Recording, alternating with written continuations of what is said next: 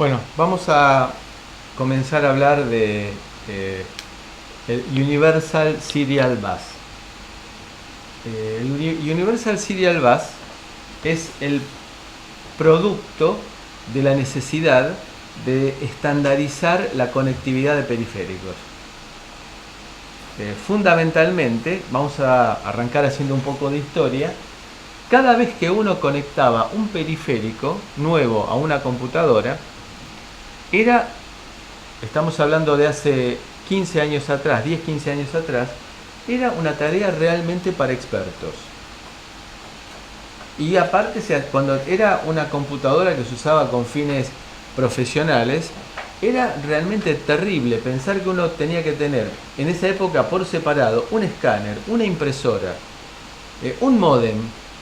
Era realmente muy complicado y se hacía sumamente complejo el uso de dispositivos fuera de lo común, como podía ser, por ejemplo, un kit de desarrollo. Es decir, un kit de microcontrolador tenía características de conectividad en cuanto a timing que hacía sumamente complejo su uso. Es decir, el microcontrolador recibía una orden y enviaba una respuesta. Por ejemplo, recibía una orden, mostrar el contenido del registro R4, y enviaba la respuesta al contenido de R4, y si no recibía un acknowledge ante un cierto tiempo, se colgaba. Conclusión: era algo producto de que la PC se empezó a usar con objetivos que no habían sido los originales. Los originales eran más o menos para una secretaria. Piensen ustedes que las primeras PC venían con un zócalo en el cual uno colocaba, si quería, el coprocesador aritmético.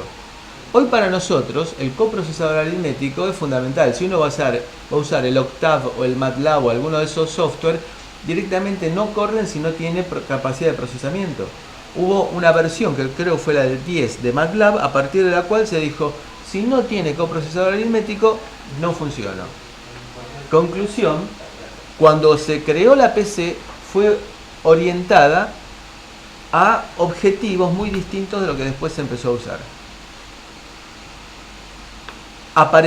Empezaron a aparecer periféricos que no habían sido imaginados por los diseñadores. Y todo aquello que había pensado como para que se vendía la computadora cerrada y no se abría nunca, empezó a desvirtuarse porque fue necesario empezar a abrir la computadora con mayor frecuencia. Y cada vez que se abría la computadora había que apagarla previamente, lo cual significaba que no podía hacer ningún cambio online y probarlo. Así que tenía que hacer algún cambio, arrancar la computadora, probar, no andaba, apagar la computadora, volver a hacer otra prueba. Les puedo asegurar que era terrible. Aquellos que en este momento están llorando es producto no de la emoción, sino del espanto de recordar lo que nos pasó. Y los switches para que bueno, la dirección. Sí, que no coincidieran con alguna dirección oculta que había. Nada de plug and play. ¿Qué plug and play? ¿Qué plug and play? Empezó a buscar Era plug and never play. En serio, se decía en chiste plug and never play. Es decir, conecta y nunca funcionará. Había dirección. Bueno, ahora vamos a charlar un poquito. Ahora, ¿vieron como en los aviones que cuando hay una decompresión caen las máscaras y están también las bolsitas para vomitar? Bueno, si ustedes se fijan en la parte de atrás de los asientos, por lo que viene ahora están las bolsitas para vomitar. Hubo un conjunto de empresas que hace más o menos 20 años decidió tratar de unificar los criterios de conectividad de periféricos. Y dieron lugar, en forma muy rudimentaria en un comienzo, a lo que se llamó el Universal Serial Bus. Las empresas, hay algunas que han ido desapareciendo, por ejemplo Digital, y hay otras que están en proceso de desaparición. Tuvieron la idea de desarrollar un mecanismo de conexión universal, con un conector universal. Este era la PC hasta el año 96, en el cual teníamos un conector para impresora, que era un conector de 25 pines hembra. Había un conector para la red, había un conector, un puerto serie RS232, que era típicamente un conector, originariamente había sido uno de 25 patitas macho, y que después con simplificaciones se derivó en uno 9 macho. Después, si quería conectar un disco o una unidad de cinta externa, tenía que colocar un adaptador SCSI, y después otro puerto serie también, para el cual tenía, por ejemplo, la posibilidad de conectarle un mouse en un modelo de baja velocidad que se llamó PS2. No de placa esa, porque tenía los dos ports RS232 Sí, señor. y el PS2. Yo tengo guardada en mi casa como recuerdo un puerto serie que tenía el COM 1 y el COM 2, uno de 9 pines y otro de 25. Lo tengo guardado como, no sé, nunca lo voy a poder usar. Y debe ser ISA. Claro, por supuesto. Pero es para mostrarlo. Mire el adaptador ISA PC. Ah, ¿lo viste? ¿Lo conociste? Lo conocí. Así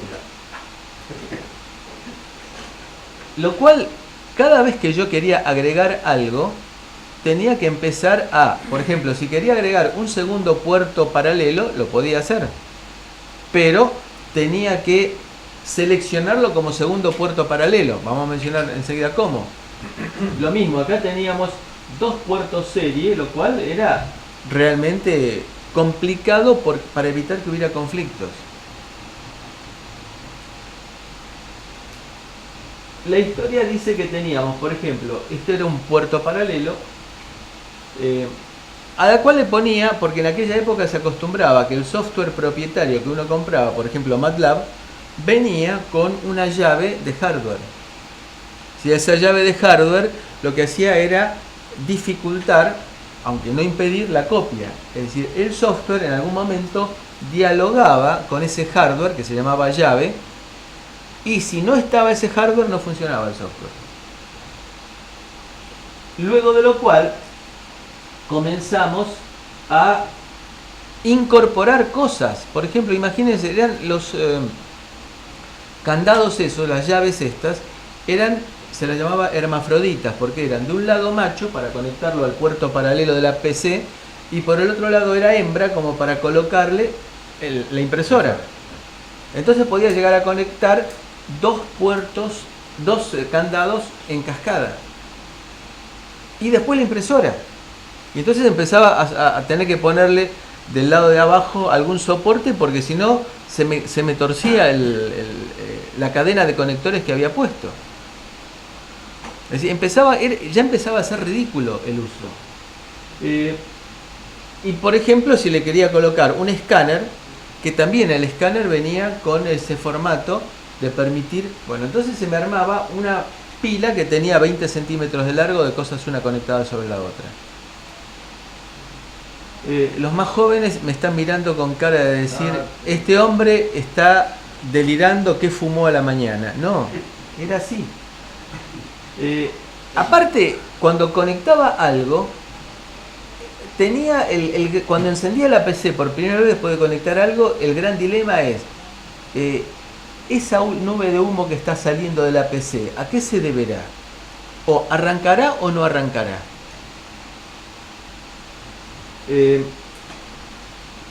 Inclusive había casos en que tenía que arrancar la computadora con parte del hardware conectado y después conectarle otra parte. Era realmente muy complicado. Si tenía un corte de luz en el cual no había podido apagar adecuadamente la computadora, después al arranque podía llegar a tener problemas. Bueno, era realmente bastante complicado, más aún cuando, por ejemplo, colocaba llaves que me permitían, eran llaves, significaba que tenía un conector DB25 macho para insertar en la PC, y después tenía dos conectores DB25 hembra para conectar, por ejemplo, de un lado el escáner y del otro lado la impresora. Y yo la llave la movía, ustedes piensen que era una llave que movía 25 contactos. Si se dan cuenta que eso tenía una fragilidad mecánica terrible. Y después tenía que instalar y desinstalar drivers en tiempo de ejecución. Era realmente para pioneros. Bueno, después era muy complicado el uso porque lo mismo pasaba con el puerto serie, en el cual empezaba a tener conflicto de direcciones porque estaban en el mapa de entradas y salidas del micro. La familia de microcontroladores de Intel tiene una particularidad, que es que tiene separado el mapa de memoria que el mapa de puertos de entrada y salida. Son dos mundos distintos, con instrucciones también especiales y separadas. Y tenía cada uno de esos dispositivos que conectaba una dirección fijada por don José IBM cuando diseñó la primera IBM PC, y estaba previsto para que tuviera como máximo 4 puertos serie y como máximo 4 puertos paralelos. En la práctica, 2 puertos serie y 2 puertos paralelos. Cada vez que agregaba algo, las plaquitas, pensadas para que pudiera llegar a ser usada como segundo puerto paralelo o como primer puerto paralelo en el caso que se me haya roto el primero que tenía, cosa que pasaba por el tema de conexiones, tenía un conjunto de llavecitas o jumpers que me permitían elegir la dirección, y lo quería configurar como LPT0 o LPT1, es decir, puerto paralelo primario o puerto paralelo secundario. Es decir, que ustedes se dan cuenta que era todo artesanal. Tenía que poner la 3F8 o la 2E8 y cosas por el estilo. Aparte tenía que estar fijándome, a ver, este 1 para acá es el 2, este 1 es el 3, no, arriba, abajo. Y si no tomaba esas consideraciones, tenía conflictos. Conflicto significaba que tenía dos direcciones superpuestas y que no funcionaba, porque no se sabía qué dispositivo se seleccionaba. Sí, en la PC2. Fue el primer antecedente del plug and play, en la PC2. Sí, sí. Ahí podías tirarle las cosas siempre y cuando fueran placas de IBM, nada más. Sí. Nada de lo placas de red hubo sí, compatibles. Placas de red, sí. Yo he trabajado con una PC2 hace 25 años. Sí, bueno. Y como si todo esto fuera subsanable, después teníamos conflicto con las interrupciones, porque cada una de esas placas trabajaba sobre una interrupción del micro. Entonces tenía que ajustar la dirección de puerto como para que no hubiera conflicto, y después ajustar la dirección, la interrupción que usaba para que no se superpusiera con otra interrupción. Bien, todo esto hacía que si yo quería poner una placa de adquisición de datos, tenía que hacer una placa especial, y que en el diseño tenía que tener en cuenta que no tuviera conflicto con ninguna de las direcciones ya estandarizadas por IBM. En el año 96, las empresas esas que habíamos visto en la primera imagen decidieron buscar una alternativa, con un montón de dificultades, que algunas de las cuales vamos a ir mencionando, y que a medida que se fue avanzando tecnológicamente, nos fuimos dando cuenta que las previsiones originales eran infantiles. Si no tuvieron en cuenta todo un montón de aplicaciones que fueron apareciendo después.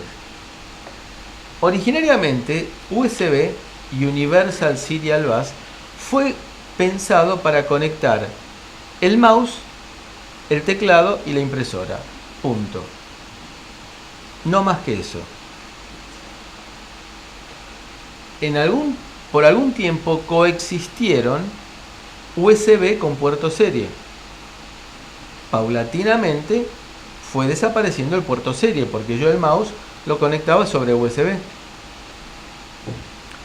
Pero, por ejemplo, y ahí empezaron a aparecer las discrepancias, no tuvieron en cuenta que había muchos kits de desarrollo que usábamos los ingenieros en electrónica con microcontroladores que usaban el puerto serie.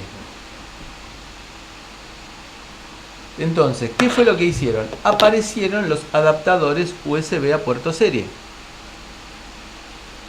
con algunos inconvenientes. Por ejemplo, el software que venía con el kit de desarrollo pensaba que uno iba a usar la comunicación, el COM1, el COM2, bueno, bárbaro. Pero cuando yo instalaba el driver del conversor USB a serie, me lo instalaba, por ejemplo, típicamente COM11. El programa que corría en la PC que me servía para comunicarme con el puerto serie, con el kit de desarrollo, pensaba que iba a tener un puerto serie de los básicos. Es decir, COM11 no lo detectaba. Entonces, ¿qué tenía que hacer? Entrar en la configuración de la PC, empezar a toquetear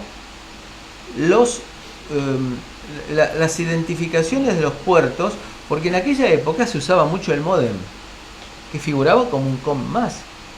Entonces tenía que mandar el módem para allá arriba a los COM altos, que lo permitía, y redireccionar el adaptador USB serie a las direcciones bajas de COM.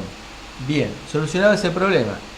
Los primeros COM serie que aparecieron tenían otra dificultad más, que era, por ejemplo, que trabajaban por paquetes. ¿A quién se le iba a ocurrir de la gente que diseñaba equipos de sistemas de que uno quería trabajar a nivel de byte? Entonces, yo desde la PC me quería comunicar con mi kit de desarrollo en microcontroladores. Le enviaba un byte. Típicamente, cuando yo oprimo una tecla en un COM serie, en un puerto serie, envío un byte.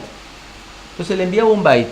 Pero el conversor USB a serie decía, me mandaron un byte, espero que llene el resto del paquete. Conclusión, el kit de desarrollo no contestaba, porque no había recibido nada. El programa que tenía corriendo yo en la PC había enviado un byte, no tuvo respuesta, dice, está desconectado el puerto el kit de desarrollo. Y me aparecía timeout error, o not connected, o cosas por el estilo. Entonces, uno tenía que ir, ponerse de acuerdo con el proveedor de hardware y decirle, dame 4 conversores USB a serie distintos. Los pruebo y te devuelvo los 3 que no funcionan. Entonces, cuando uno detectaba que había uno de una marca, agarraba y compraba 2 o 3 para tener por las dudas. Bueno, eso fue parte de la historia. USB fue pensado para una velocidad que hoy en día nos parece ridícula, 12 megabits por segundo. 12 megabits por segundo significa más o menos, en números redondos, 1 megabyte. Piensen ustedes lo que significaría con esa velocidad copiar o grabar un disco, un DVD. Piensen ustedes lo que sería a esa velocidad transferir una película. A 1 megabyte por segundo, una película, ¿cuánto tiene? Típicamente tiene 4 gigas. 4 gigas son 4000 megas. ¿Sí? Eso significaría 4000 segundos copiar una película. Si pensamos que una hora tiene 3600 segundos, estamos hablando de 1 hora 10, 1 hora 20 para copiar una película. Fue pensado para otra cosa, fue pensado para un mouse, para un teclado o para una impresora.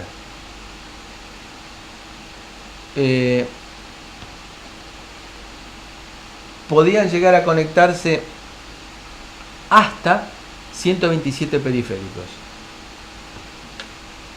Tenía algunas cosas interesantes, que era, por ejemplo, que cada periférico que se conectaba se autoidentificaba. Es decir, yo no tenía que decir voy a conectar un pendrive, no tenía que decir voy a conectar una impresora, sino que la impresora, el pendrive, se autoconfiguraban. ¿Sí? Se autoidentificaban y después se configuraban. En un proceso que vamos a dedicarle la semana que viene, dentro de 2 semanas, y que se llama enumeración.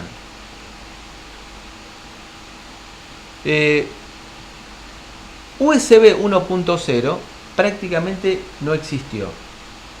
Fue un primer intento experimental y recién, a los 2 años, apareció una versión comercial que se llamó USB 1.1. Esos 2 años se usaron para experimentar, como suele suceder, mandan a los usuarios a experimentar, sino que nos diga Microsoft cuando detecta algún bug, que nos dice que hagamos un reporte de bugs, es decir, que nos está usando a nosotros como experimentadores. Sí. Sí. Prefiero que experimente Microsoft. Sí, tal cual. Claro. Tal cual. Por si no hace la medicina, pues lo va a hacer Microsoft. Ni que hablar de laboratorio. Me van y tiras cosas en cierto lugar del mundo, ¿no? La primera experiencia que se hizo así en forma comercial fue a través de Apple, en su iMac, que apareció por primera vez el conector USB. Fíjense que ya aquí desapareció el serie. Acá tenemos entonces para la posibilidad de conectar un teléfono, la posibilidad de conectar módem y la posibilidad de conectar red. Una pregunta, si estaba Intel, y todas esas empresas, ¿por qué un Mac menos? ¿Debe hacer varias al mismo tiempo? La primera que se arriesgó a sacarlo en forma comercial, Por la innovación que presenta. porque las otras lo que ofrecieran eran placas que vos tenías que, con todo el proceso antes que mencionamos, insertar la placa en tu vieja PC y te daba la opción de seguir teniendo puerto serie. Acá empezó Mac con su costumbre de ir incorporando en forma obligatoria innovaciones. Seguimos un poquito con la historia. En el año 2000 apareció una nueva versión de USB que todavía sigue siendo la más popular, que es la USB 2.0, que se sacó para competir con FireWire. FireWire fue también es una interfaz de serie de alta velocidad que sacó Apple, de 400 megabits por segundo. Se sigue utilizando mucho FireWire en todo lo que sea video. Es muy confiable, tiene estándares de latencia que superan a USB, pero USB se popularizó. Entonces hay muchas grabadoras de video que vienen todavía con FireWire. Para el usuario viene con un cablecito que no es el típico de USB, pero uno la pelota lo conecta a la computadora y permite hacer transferencias muy confiables de alta velocidad. ¿Es el cuadradito? Es cuadradito, sí. Sí, sí.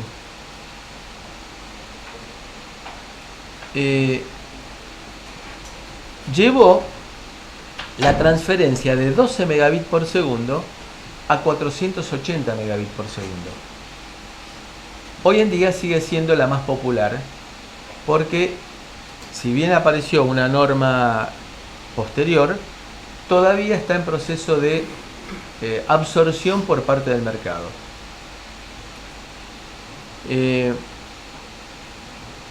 Una cosa que es notable e interesante es que se mantuvo la compatibilidad hacia atrás. Es decir, que uno puede llegar a conectar en una red de USB 2.0 algún dispositivo que trabaje con USB 1.1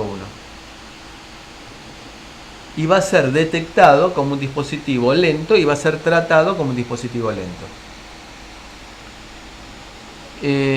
Empezaron a aparecer discos externos. Hasta ese momento a nadie se le ocurría a 12 megabits por segundo colocar un disco externo,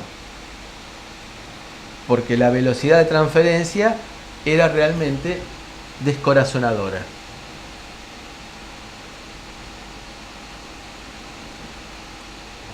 .0 abrió un montón de instancias de transferencias de alta velocidad. Se los llama habitualmente los discos externos aplicaciones asesinas porque son las que requieren mayor volumen de transferencia de datos. Aunque en realidad vamos a ver más adelante que esta transferencia de datos se van a hacer cuando haya tiempo. Si bien uno va a tener que transferir un montón de megabytes o de gigabytes, se van a hacer cuando la red USB tenga tiempo. Y después, hace 8 años, apareció lo que se llama este símbolo que nosotros vemos de diferenciación, que es SS, significa Super Speed. Es USB 3.0, que ofrece en este momento 5 gigabits por segundo, pero que está pensada para irse expandiendo paulatinamente hasta 25 megabits por segundo. Pero las dos cosas tenían que ser USB 3.0. Como tengo una computadora vieja, ¿no? Sí. Con un pendrive 3.0, ¿funciona con velocidad o la computadora también tiene que ser? Ese es el tema. La computadora tiene que estar pensada para trabajar con USB 3.0. Porque aparte hasta tiene conectores distintos USB 3.0. Que ahora vamos a ver algunas fotitos. Algunas diferencias adicionales es que permite manejar corrientes de hasta 900 mA por ese puerto USB 3.0.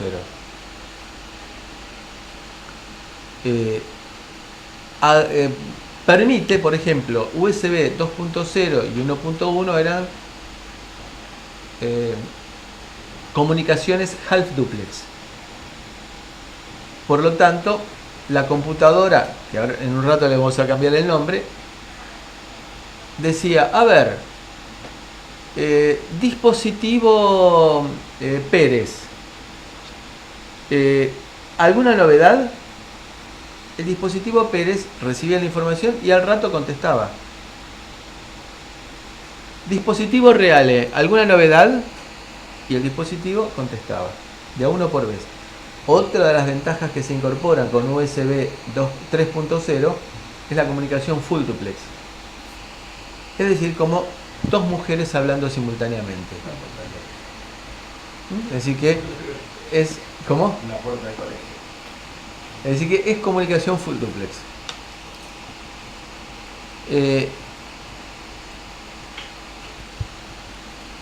Y acá se logra la asincronicidad que vamos a entender cuando veamos las características y las modalidades de las tramas que se utilizan en USB 2.0.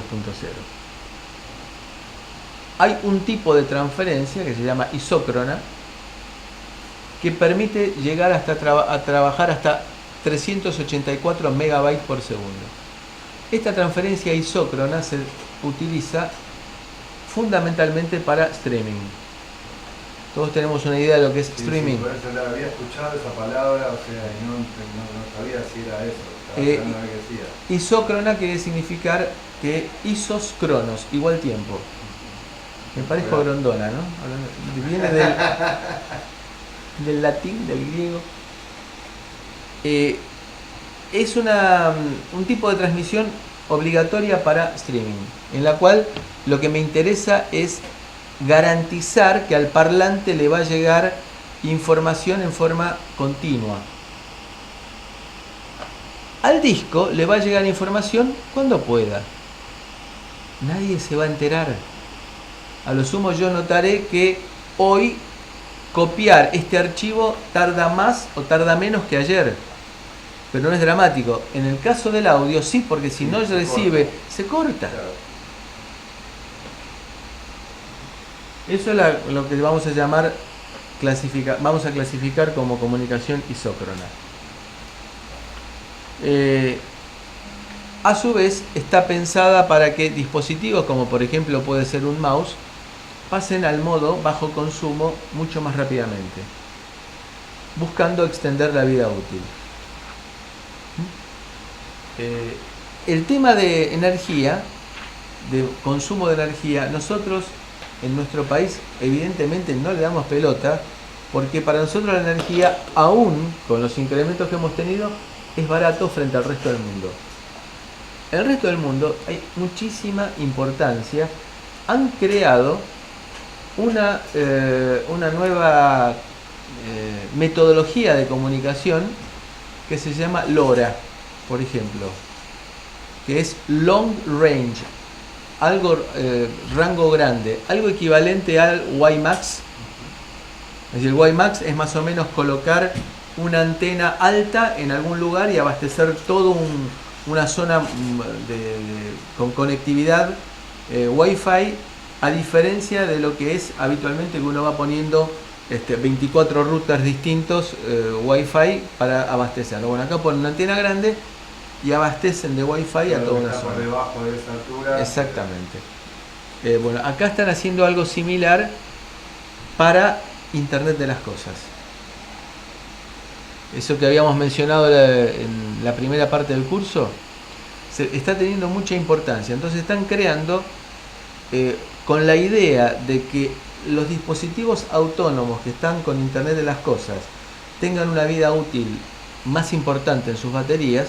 Por ustedes imagínense qué plomazo sería que uno en el mouse inalámbrico le tuviera que cambiar las pilas todos los días. Nos olvidaríamos. Entonces están buscando todo, minimizar el consumo de energía. En definitiva, la generación de residuos también de las baterías. Sí, claro. Sí. Sí. El tema, que es un tema que tampoco le damos pelota, seguimos tirando las pilas recargables al tacho de basura, sin saber lo que eso después termina contaminando. Bueno, en el resto del mundo se le da mucha importancia a los dispositivos que sean fácilmente reciclables y que garanticen una disminución en el consumo de energía. En ese sentido también USB 3.0 incorpora el tema de consumo de energía bajo. Y también crea un nuevo tipo de conector. ¿Por qué USB 3.0? Porque con la aparición de USB comenzó a existir la posibilidad de colocar dispositivos de memoria externos. Arrancamos con discos, los cuales los primeros discos eran discos de computadora grande y que requerían una fuente externa. Si yo tengo de esos todavía, y paulatinamente se fueron incorporando discos de notebooks en los cuales no requerían alimentación externa, sino que se alimentaban vía USB. Entonces, como apareció eso, comenzaron a aparecer otras ideas de almacenamiento de memoria externa, típicamente las tarjetas SD, que durante mucho tiempo fueron las pioneras en las cámaras fotográficas, salvo en las cámaras fotográficas semiprofesionales en las cuales las tarjetas SD no dan la velocidad como para hacer, por ejemplo, un disparo por ráfagas, es decir, hacer que 10 fotos en un segundo, porque no alcanzan a transferir los datos con la velocidad suficiente. Pero de cualquier manera, las tarjetas SD arrancaron siendo tarjetas de megabytes. Hoy en día, nuestros teléfonos tienen tarjetas de 8, 16, 32 gigas. Entonces, imagínense ustedes lo que sería bajar las fotos que tenemos en el teléfono con una comunicación USB 1.1. De esta manera, como se incrementó la capacidad, se requirió algún mecanismo de transferencia rápida, ni hablar lo que son los videos. Entonces estamos pensando que, por ejemplo, un video de alta definición estamos hablando de gigabytes, y los que son los Blu-ray estamos hablando en decenas de gigabytes. Una cosa, Sí. eso de que cambiaron el conector ahí, o sea, hubiera sido bueno que sigan la misma, ¿no? No habrán podido. Espera. Vos pensás que tienen que agregar el canal de comunicación secundario para que la comunicación sea full duplex, pero no quitaron totalmente compatibilidad con USB 2.0. Acá vemos entonces las transferencias relativas, comparándolo con otras formas de conectividad. Por ejemplo, comparando la velocidad de USB 3.0 es comparable con SATA 3, Serial ATA, que es el mecanismo de conexión que se utiliza internamente dentro de la PC. Y le lleva una ventaja muy importante a todas las otras alternativas, incluyendo las nuevas opciones que ha ido sacando Apple de FireWire, la FireWire 1600 y la 3200. Y otro detalle importante, la posibilidad de entregar una corriente mucho mayor a través de los conectores USB 3.0, porque fueron previstos los drivers de esa manera. Bueno, entonces arrancamos en el 96 con la versión 1.0, en el 98 la 1.1, en el 2000 la versión 2.0 con 480 megabits por segundo, y la versión 3.0 que ya está soportada desde Windows 7 y desde Ubuntu 10.4, ya que es la versión todavía estándar. Ahora en un par de meses debería salir la nueva versión de estándar estable de Ubuntu. A partir de ahí, de la versión 10, ya está siendo soportado en forma nativa. Porque ojo, no solamente es tener el hardware, sino tener los drivers que soporten la conexión USB 3.0, y recién fueron incorporados a partir de Windows 7. Este es un buen cuadro comparativo para ver por qué requerimos tener USB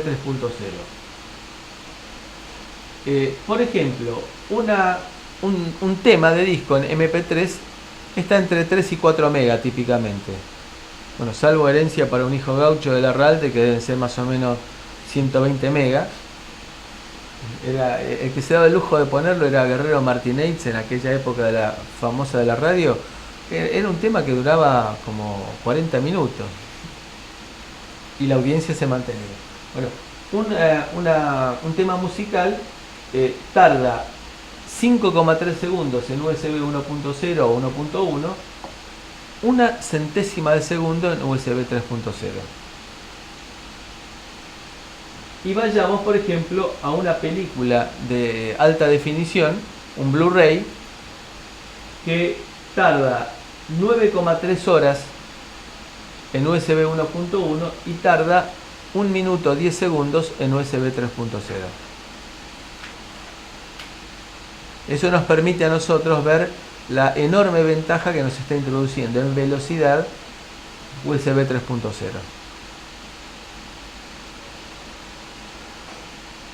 ¿Qué características que nos cambian la forma de operar tiene USB frente a todas las historias que vimos anteriormente? Se puede conectar en cualquier momento. Es decir, yo no tengo que apagar la máquina, abrirla, sino que lo conecto en cualquier momento. No. Se detectan automáticamente las características del dispositivo. Es decir, que el dispositivo tiene que tener inteligencia suficiente como para dialogar con la computadora, a la cual, insisto, le vamos a cambiar el nombre dentro de un ratito, y a partir de allí decir, yo soy tal cosa y voy a trabajar de tal modo. Es decir, que toda esa información tiene que estar adentro del microcontrolador o los microcontroladores que estén en el dispositivo que conecto. Entonces, cuando conecto el mouse, adentro del mouse ya no hay solamente una ruedita que gira, sino que tiene que haber un microcontrolador que diga, buenas señora computadora, yo soy un mouse de estas características. ¿Sí? Eso se llama proceso de enumeración. Algo así como cuando en el colegio nos decían, a ver, identifíquense. Y cada uno decía, yo soy fulano, yo soy fulano, yo soy fulano. Digamos, el primer día de clase.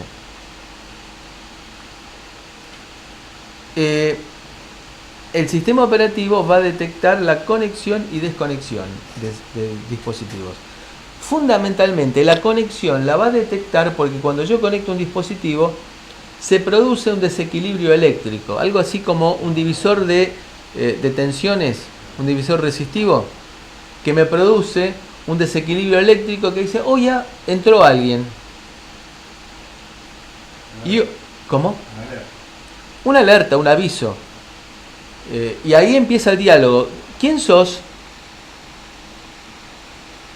Y ojo, la desconexión requiere, en muchos casos, tomar precauciones. Fundamentalmente con los pendrives.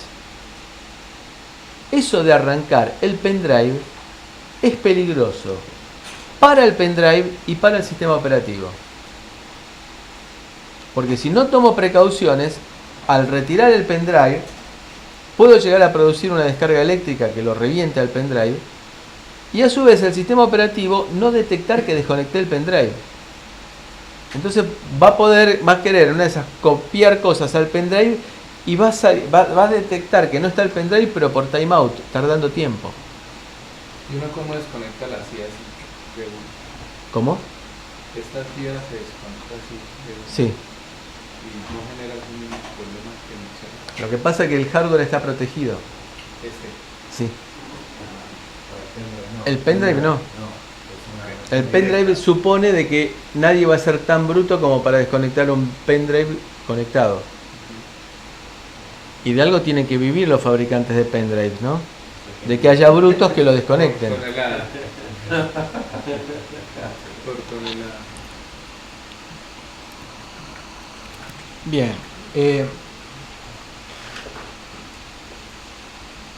Aparte, automáticamente se cargan o descargan los drivers. Ustedes habrán visto cuando conectan por primera vez en una computadora un pendrive, aparece un dibujito que dice estoy buscando el controlador. El sistema operativo tiene una gran cantidad de controladores de dispositivos. Forma parte del tamaño que tiene el sistema operativo. Es decir, hay una gran cantidad de drivers incorporados, de los cuales se van a usar una pequeña cantidad. Es decir, hay una cantidad de memoria dentro del sistema operativo, de los gigabytes del sistema operativo, que no la vamos a usar. En el caso en el cual el driver no exista, me lo va a pedir. Me va a pedir que yo, usuario que estoy conectando un dispositivo que no tiene registrado el sistema operativo, porque es algo muy específico o muy poco frecuente, por ejemplo, un sintonizador de televisión digital, me va a pedir en ese caso el driver.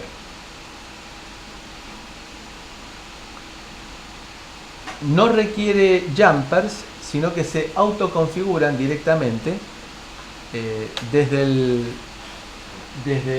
momento de la conexión. Es decir, automáticamente se maneja con criterio distinto. No tengo que poner dirección, no tengo que poner interrupción con la cual voy a trabajar ni nada por el estilo.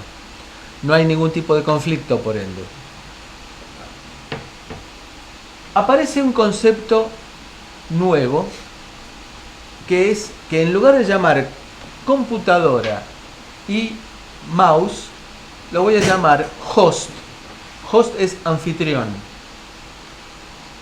Y los dispositivos van a ser devices. A ver, ¿cuántos host vemos en este dibujo? 1. Es decir, USB es una comunicación en la cual hay un solo host. Típicamente es la computadora. No obligatoriamente. Típicamente es la computadora. Ahora vamos a ver algún ejemplo en que no. Devices puede haber un montón.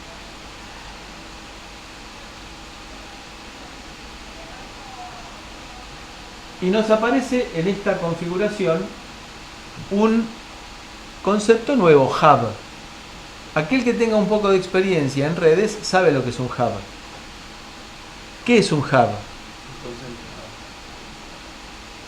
Una zapatilla. ¿Sí? Más o menos, en las redes es más o menos una zapatilla. ¿Por qué? Porque un hub lo que hace es, lo que recibe lo retransmite en todas las bocas que tiene. Es una zapatilla. Aquí no. Aquí es una zapatilla pero inteligente. Porque va a ser distribución, pero en forma inteligente. Va a saber qué tiene conectado en cada una de sus salidas. ¿Sí? ¿Alguna vez vieron que se usara USB para conectar una computadora con otra computadora?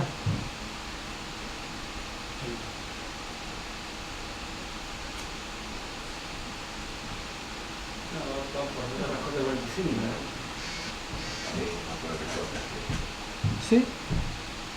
¿Por qué?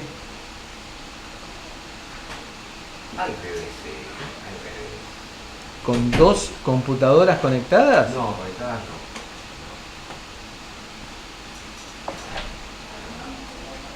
¿Por qué? ¿Cuántos hosts puede haber en una configuración? La PC es host. Entonces, si yo pretendo conectar dos computadoras entre sí, las dos serían host. Una debería ser device.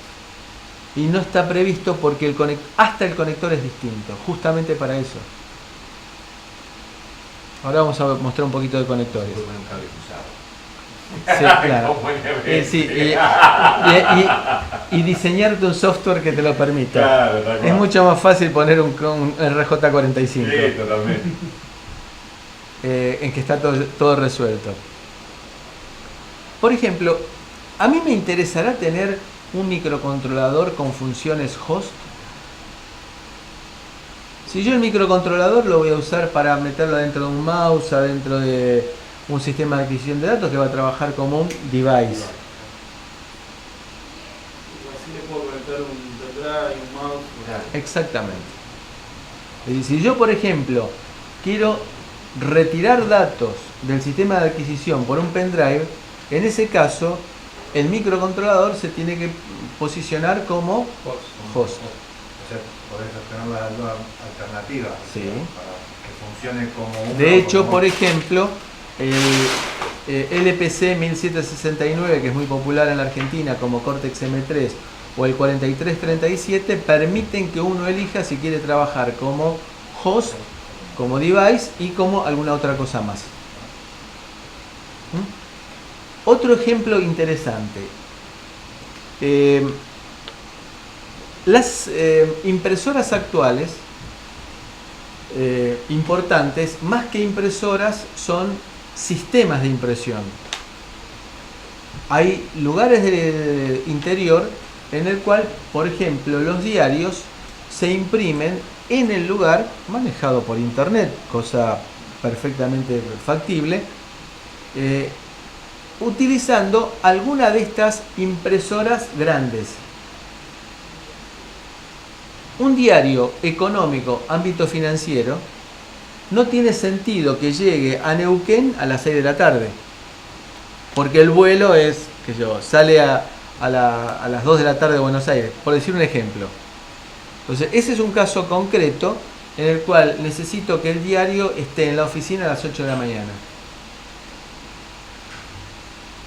Ese tipo de impresoras están preparadas como para brindar un informe de todas las transacciones que hicieron. Cuántas páginas escanearon, cuántas páginas imprimieron, cuántos faxes enviaron, cuántos faxes recibieron. ¿Por qué? Porque esas impresoras, esos sistemas de impresión, habitualmente se alquilan. El que las alquila quiere saber para qué se usaron. No le alcanza con lo que vendió de tóner, sino que el tipo quiere saber bien en qué se usó, porque es distinto de que yo me dedique a imprimir fotos, en lo cual voy a estar tóner a lo pavote, que en el caso en el cual yo empiece a imprimir el membrete de la empresa, que solamente es un pedacito chiquitito, y que en esa me tiro con un cartucho de tóner, me tiro 10.000 impresiones. El tipo me quiere cobrar por cada una de las impresiones, no solamente por el tóner. ¿Sí? Hay redes en las cuales, por ejemplo, se usa la propia red para sacar información de los sistemas de impresión. Entonces, en forma remota, porque a veces cuando hacen una instalación, le dicen al diseñador de la red: yo tengo que tener acceso remoto al puerto tal de la red de ustedes, como condición de alquiler. Entonces yo, accediendo desde la empresa, veo que la impresora 4 se está quedando sin tóner, o que hoy imprimió 32.000 páginas, y voy y facturo 32.000 páginas. Hay casos en los cuales, por ejemplo, a un ejecutivo no tiene sentido que se le ponga un equipo de estas características, sino que un ejecutivo que va a imprimir, que yo, 3, 4, 5 cartas por día, se le pone una impresora, y aparte que necesita privacidad, porque no la puede mandar a imprimir en el pasillo que están todos viendo a quién van a despedir. Entonces le colocan una impresora USB. ¿Cómo hago yo por el puerto que le pedí para acceder a esa impresora USB? Lo que se hace entonces habitualmente es colocar un adaptador Ethernet a USB. Y ahí, piensen ustedes, nuestro microcontrolador 4337-1769 tiene las dos opciones. Tiene conectividad de red y tiene conectividad USB encima, que puedo elegir que sea host. Es decir, que yo por un lado puedo conectarlo a la red general de la empresa y acceder, y por el otro lado, desde el puerto host que tengo de USB, estar manejando la impresora.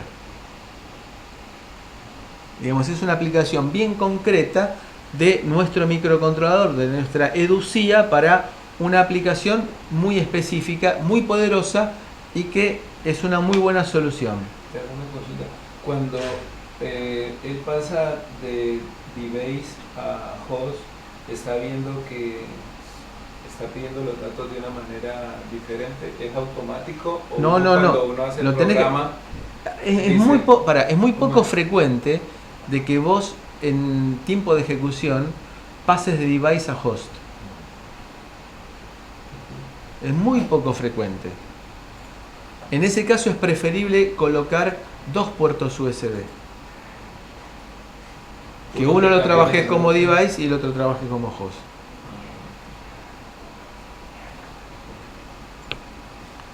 En resumen, acá tenemos un host, tenemos varios hubs, en los cuales uno dice bus powered, es decir, alimentado a través del bus, Y otro dice self-powered, es decir, que autoalimentado, es decir, que tiene su fuente de alimentación propia. ¿Está bien? Y un montón de dispositivos. Bueno, el cable USB ya más o menos lo conocemos todos. Pero acá vemos una característica, que es distinto el conector que va a la computadora, que es el plano que estamos acostumbrados a ver, que el conector que va al dispositivo, que es más bien cuadrado.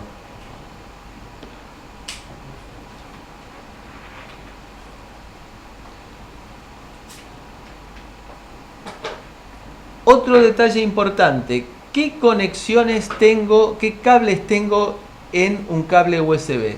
Tengo solamente 4 cables, que son tierra, BCC 5 volt típicamente, y D más, D menos, data más, data menos. ¿Por qué? Porque es una comunicación de tipo diferencial. Es decir, no está referida a tierra y, salvo alguna circunstancia, algún momento en particular, D más y D menos son balanceadas. Es decir, están referidas entre sí. Con lo cual la hace también más inmune al ruido. Porque si se induce ruido, se va a inducir en los dos cables simultáneamente, pero con polaridades opuestas, es decir, que se compensan. Bien. Dijimos antes que yo puedo hacer que mi microcontrolador actúe como host, actúe como device, o bien una tercera alternativa que es on the go.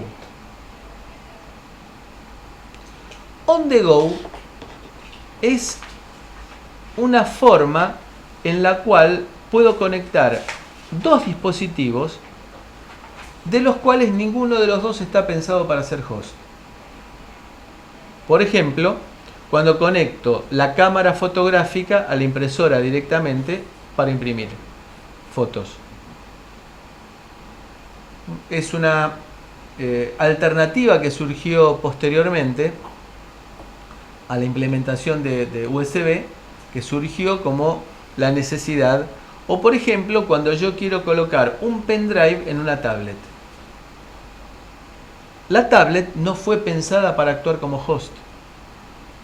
Entonces hoy en día uno llama a una casa de computación y le dice: ¿me da un conector on the go, un cable on the go? OTG lo llaman, ¿no? Que es el que me permite, por un lado tiene el cable, el conector micro USB, y por el otro lado el USB hembra para que uno pueda conectar un pendrive.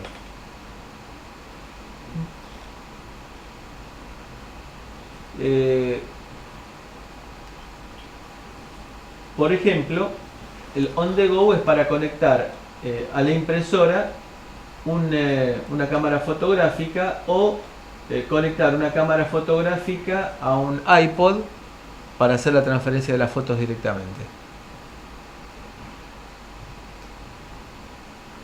¿Qué dispositivos puedo conectar USB? Parlantes.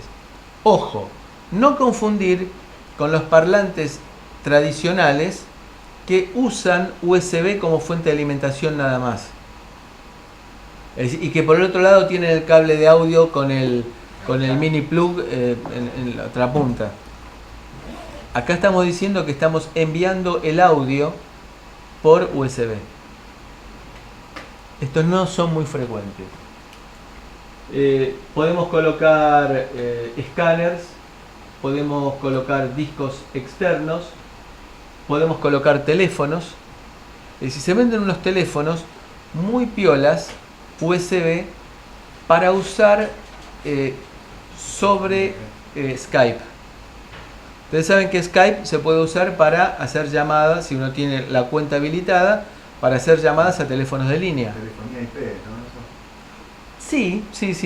Pero, por ejemplo, yo me imagino que le resultaría muy difícil a mi mamá conectarse a una computadora. Entonces, lo que se hace es un teléfono que parece un teléfono de tipo inalámbrico, que tiene un cable USB, y el resto es un teléfono común. Entonces, el usuario no sabe que está usando Skype. Ya está todo se conecta automáticamente. Se conecta automáticamente, disca, código de área de España, código de área de Madrid y el teléfono. Auriculares, headsets directamente, hay que dejarse la barbita para usarlos. Cámaras de video, cámaras fotográficas. Las aplicaciones son todas las que ustedes se puedan imaginar, en las cuales, y acá nos aparece la disquisición que habíamos hecho anteriormente. Hay una palabra que ha sido elegida en forma un poco impensada, que a nosotros nos puede llevar a confusión. Transferencia por interrupción. ¿Qué nos lleva a pensar a nosotros? ¿Qué es la transferencia por interrupción? Que moves el mouse, mandas una interrupción al procesador. Eso es lo que uno Por eso, interpretaría. falso. Sí, falso. Piensen que acá hay un host. El host es el que manda. El host es el que va a decir, Pérez, ¿alguna novedad? Cuando hay interrupción. No. Interrupción lo que quiere decir acá es que es de uso poco periódico. Digamos que es muy separado que haya datos a que vuelva a haber datos. Es decir, cuando yo el mouse frente a los tiempos de ejecución del micro son eternidades. Por eso se lo llama interrupción, porque es de uso muy esporádico. El teclado es lo mismo. Pasan millones de instrucciones entre una tecla y la otra.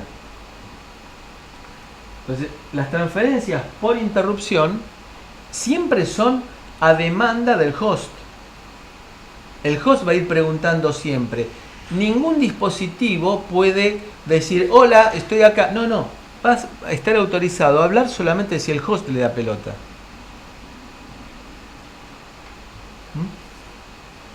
Después tenemos transferencias a granel, lo que se llama bulk en inglés. Estas transferencias a granel van a significar grandes volúmenes de datos, pero en realidad con baja prioridad. Sino que estos grandes volúmenes de datos se van a transmitir en el momento en el cual se pueda. Y por último, la transferencia isócrona, que es la que dijimos que requiere latencia. Porque si no, vamos a tener saltos en la conexión, en la transmisión. Fíjense ustedes qué es lo que sucede, para hacernos una analogía.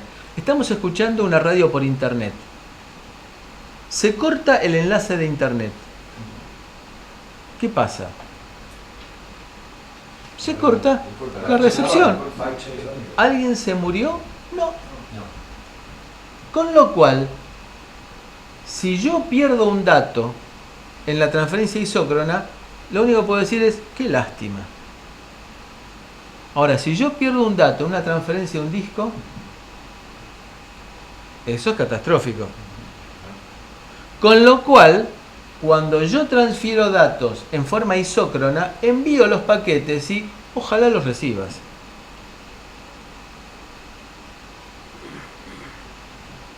Lo que en redes es UDP. Mientras que si yo transfiero datos desde un teclado o transfiero datos a un disco o de un disco, tengo que tener la certeza que ese dato llegó. Entonces, eso es lo que será una transferencia TCP en redes. Envío un dato y del otro lado me dicen recibí el dato. Con esto que decimos, que las transferencias isócronas no tienen acknowledge. No tienen reconocimiento. ¿Por qué? Lo lamento mucho, se perdió el pedacito del discurso. Justo cuando hablaban de los aumentos de sueldo. ¿Quedó claro hasta aquí?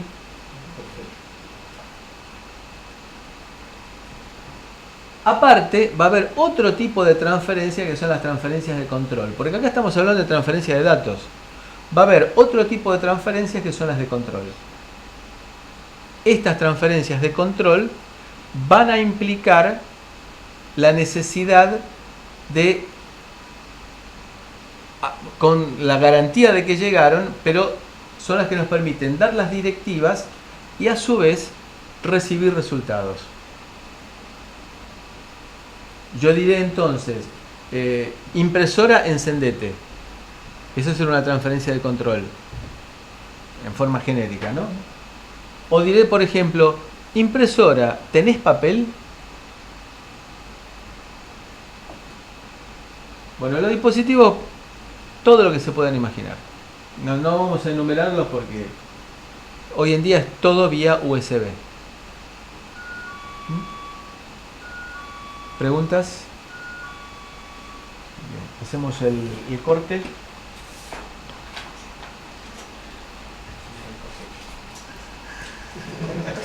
Claro, hacemos el córtex. Exactamente.